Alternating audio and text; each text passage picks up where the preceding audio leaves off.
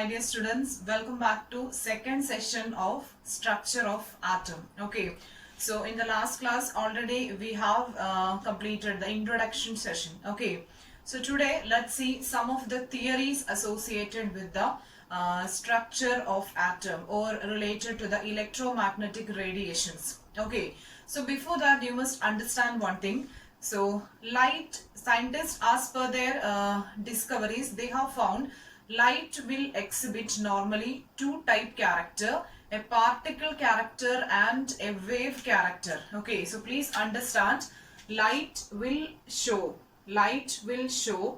two type character, a particle character and a wave character. So that is known as the dual nature of light. So light can exhibit two type of behavior. So this is just understand, later we'll come to this point okay, in detail. And related to this electromagnetic radiation and Bohr atom model, as a continuation, the next theory is Planck's quantum theory. Okay, quantum theory.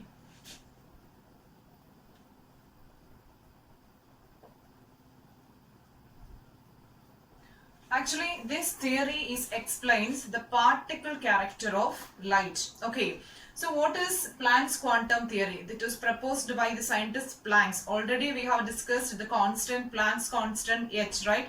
So that was actually put forward by the scientist Planck. Okay, so what is his theory states means, already in the Bohr atom model we know atoms and molecules can absorb energy, right? So when, or electrons, so they can absorb energy and then they can move from one energy level to the next energy level.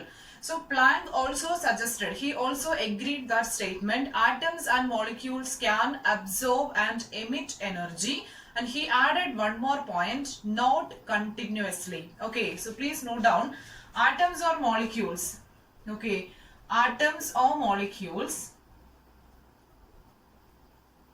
absorb or emit radiation. They can absorb or emit radiation, not continuously. That is the main point. Okay, they can emit or absorb radiation not continuously, and the absorption or emission of radiation occurs discontinuous manner. The absorption or emission of radiation takes place in discontinuous manner, not continuously. So if it absorbs a suitable amount of energy, the next absorption will take place after a particular time. Okay, so like in a discontinuous manner only atoms or molecules will absorb energy. That is the point put forwarded by this Max Planck. Okay, so and he again he added the next point. His next point is, when it absorbs energy, it cannot absorb a huge amount of energy.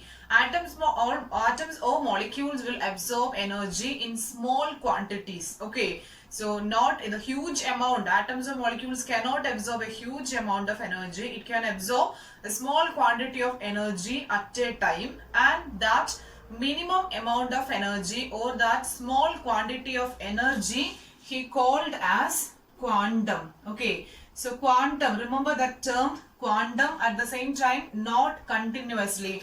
So Max Planck, what he stated in his theory, atoms or molecules can absorb or emit energy in the form of radiation. Energy or in the form of radiation means electromagnetic radiation, but not continuously, in discontinuous manner.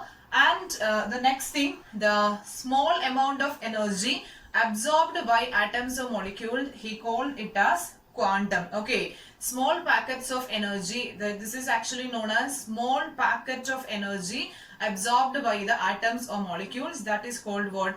Quantum. Okay, so that's why his theory is known as quantum theory. So quantum means connected with light. Okay, so again his point was the energy, if in such a way, if it is a small quantity, it can absorb energy, right? So that absorbed energy is proportional to, the energy is absorbed in the form of what? Electromagnetic radiation. That absorbed energy is proportional to the frequency of radiation. That absorbed energy is proportional to the frequency of radiation. This relation already we have discussed in last class.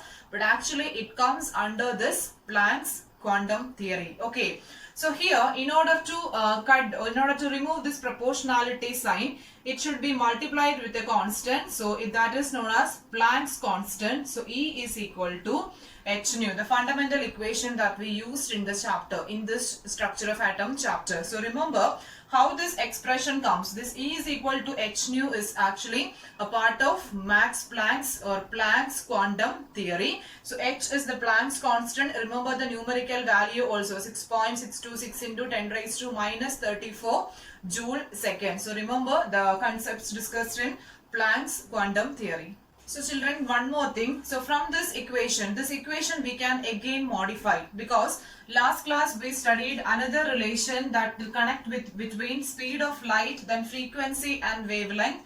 C is equal to nu into lambda. Okay, C is equal to nu into lambda, and from this we can find the equation for nu. Nu is equal to C by lambda. So this can be substituted here. This C by lambda can be substituted here. Therefore, we will get E is equal to hc by lambda. E is equal to hc by lambda. That means if we want to calculate energy and if wavelength is given, means we can use this equation.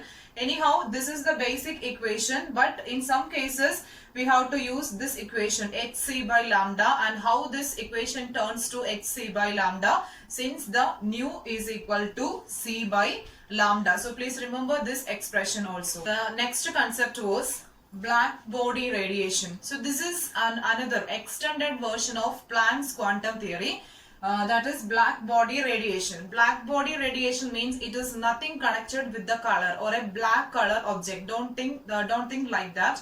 So a black body means it is an ideal concept. Okay, so black body means it is an ideal object. It is an ideal body. We can say it is an ideal body which can emit and absorb all type of radiation. Okay, so black body means the ideal body which can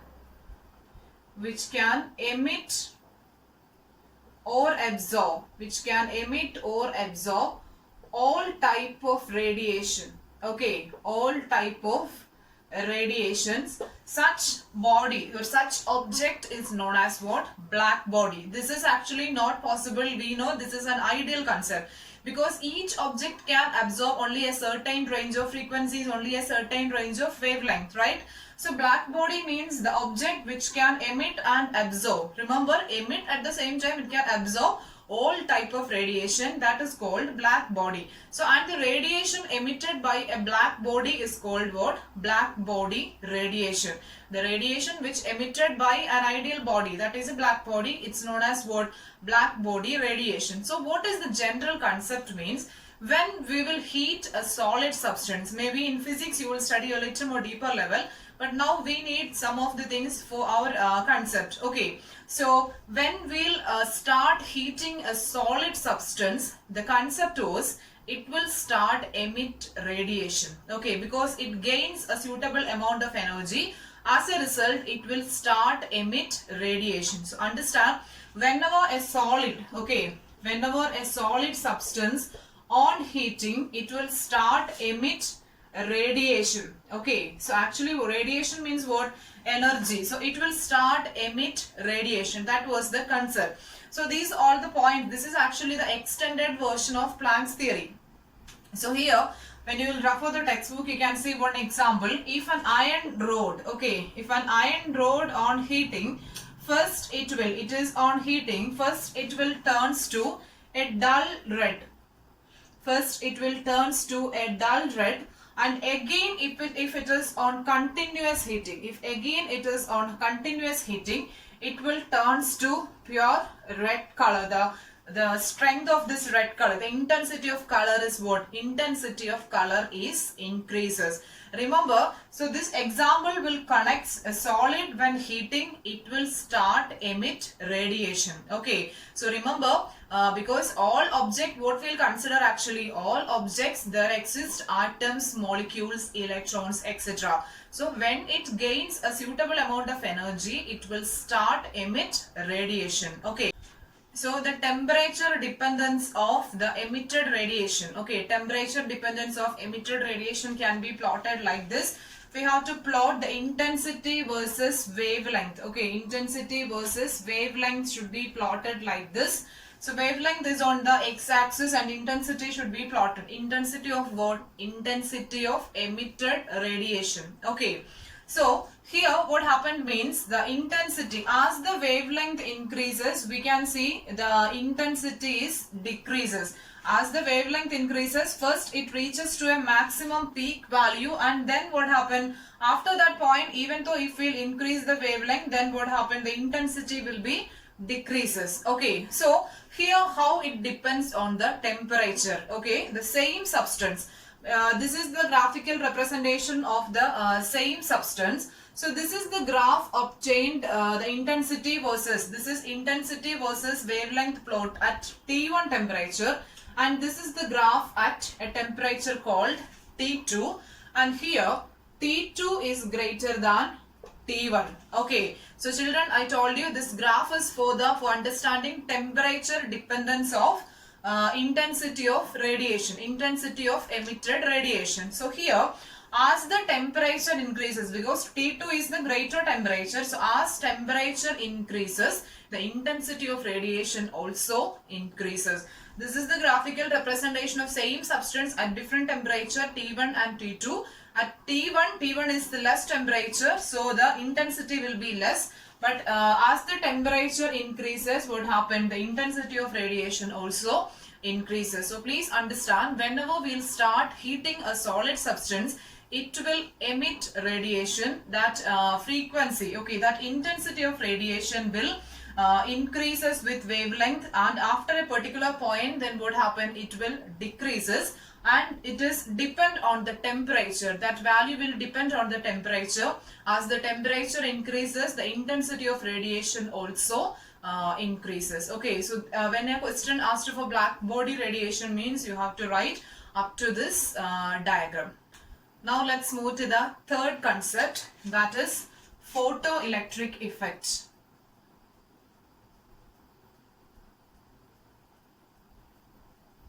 Okay, all these are associated with absorption of radiation. Okay, so let's see what is special in photoelectric effect. So photo, the word photon means what? Light. Okay, so we can understand it is something related with light. Light means what? Radiation. We'll say light that is in the form of radiation. So what is photoelectric effect means?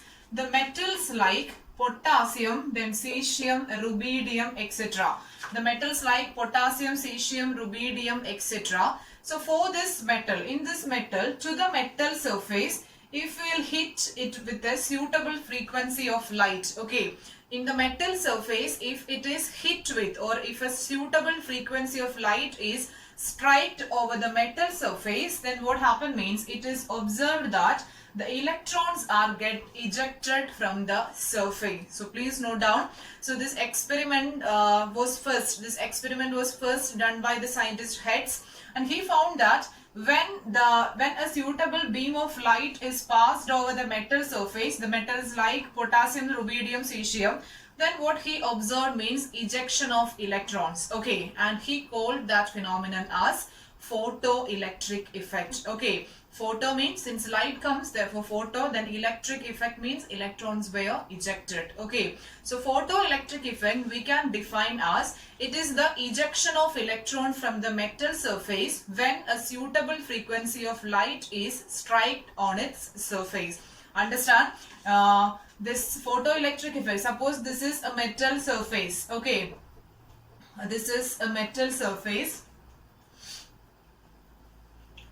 and to the metal surface will hit it with a suitable frequency of light, then electrons get ejected. So understand what is photoelectric effect. It is the ejection of electron from the metal surface when a suitable frequency of light is hit or strike on its surface. Okay, so the other postulates of this photoelectric effects are, actually Albert Einstein have conducted many studies on this topic, photoelectric effect. So let's see some of the postulates of photoelectric effect. First of all, please understand what is the concept, and next we can move to the postulates. First postulate, there is no time lag.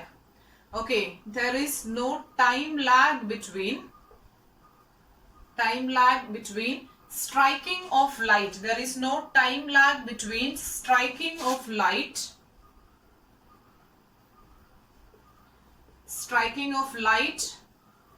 and ejection of electron. Okay, there is no time lag between striking of light and ejection of electron. That means if when light hit on the surface, immediately that moment itself electron get ejected from the surface. Okay, light when comes, as a result electron move. There is no time lag. It is not after 5 minutes or not after 1 minute. Immediately electrons get ejected from the surface. Okay, that is the first postulate of photoelectric effect. The second postulate, number of electron ejected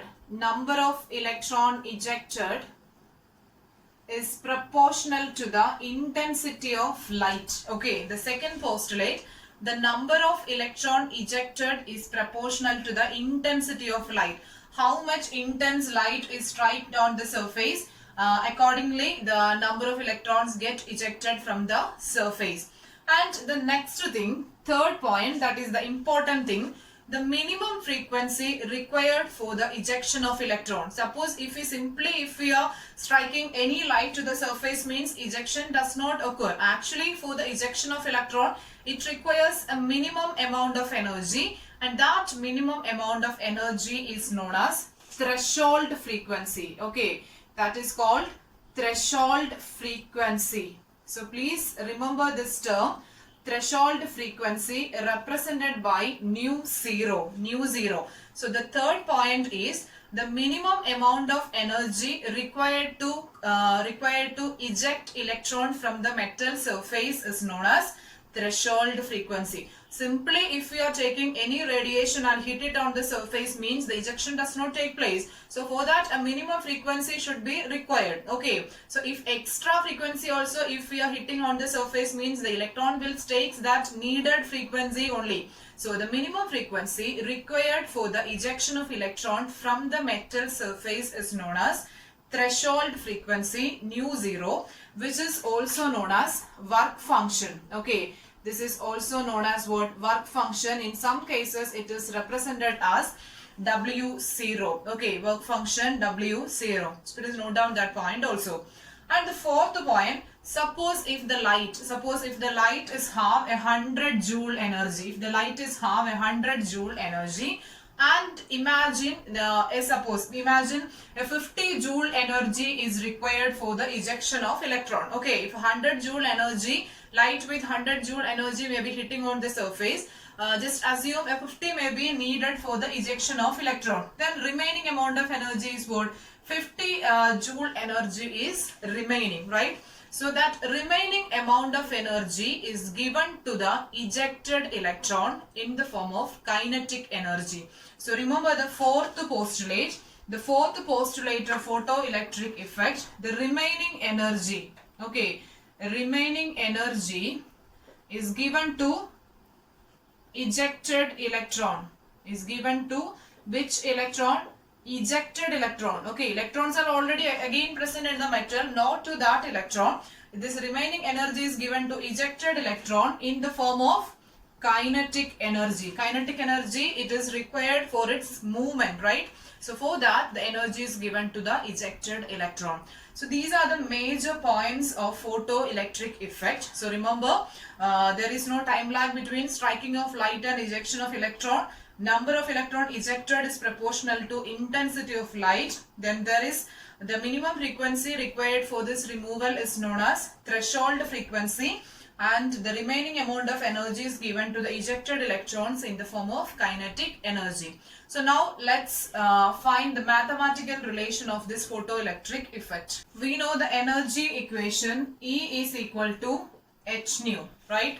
E is equal to h nu. So h nu is the total amount of energy hit on the metal surface. Okay, it is the total amount of energy hit on the metal surface. We'll say light, but we know light which consists of an energy. That energy is what? H nu. We have already found the expression relationship. So here from E is equal to h nu. This h nu can be modified as from this total energy, a part of radiation, a small amount of radiation is required for the ejection of electron. So we can write it as h into nu minus nu 0. From this, a suitable quantity of energy is actually required for ejection of electron. That should be subtracted from the total energy, right?